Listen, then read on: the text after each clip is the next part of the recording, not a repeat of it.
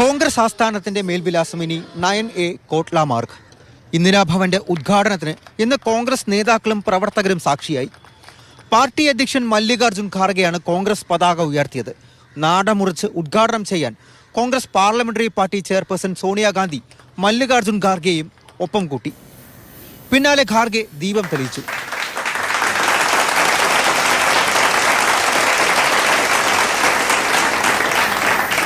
ആറ് നിലകളിൽ 80,000 സ്ക്വയർ ഫീറ്റിലാണ് കെട്ടിടം പണിതിരിക്കുന്നത്. കേരളത്തിൽ നിന്ന് പ്രതിപക്ഷ നേതാവ് VD സതീശൻ, KPCC അധ്യക്ഷൻ K സുധാകരൻ, രമേശ് ചെന്നിത്തല, MP-മാരായ ഷാഫി പറമ്പിൽ, അടൂർ പ്രകാശ് തുടങ്ങിയവരും പങ്കാളികളായി.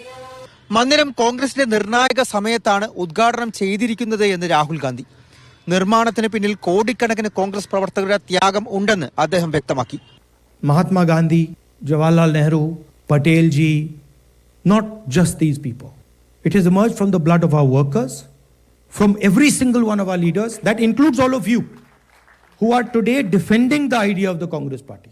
ഉദ്ഘാടനത്തിന് തൊട്ടു മുൻപ് പുതിയ ആസ്ഥാനത്തിന് പുറത്തായി സർദാർ മൻമോഹൻ സിംഗ് ഭവൻ എന്ന പേര് നൽകിക്കൊണ്ടുള്ള പോസ്റ്ററുകൾ പ്രത്യക്ഷപ്പെട്ടതും ചില വിവാദങ്ങൾക്ക് വഴിവെച്ചു.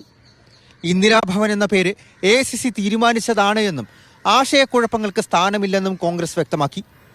പുതിയ തീരുമാനങ്ങളും സന്ദേശവുമായിട്ടാണ് കോൺഗ്രസ് ഇന്ദിരാഭവനിലേക്ക് മാറുന്നത്. പുതിയ ആസ്ഥാനത്ത് പ്രവർത്തനങ്ങൾ കൂടുതൽ ശക്തമാക്കാമെന്ന് നേതാക്കൾ പ്രതീക്ഷിക്കുന്നുണ്ട്. കോട്ട്ല റോഡിൽ നിന്നും വൈശാഖ് ജയപാലിനോടൊപ്പം അർജുൻ പീതാംബരൻ, മാതൃഭൂമി ന്യൂസ്.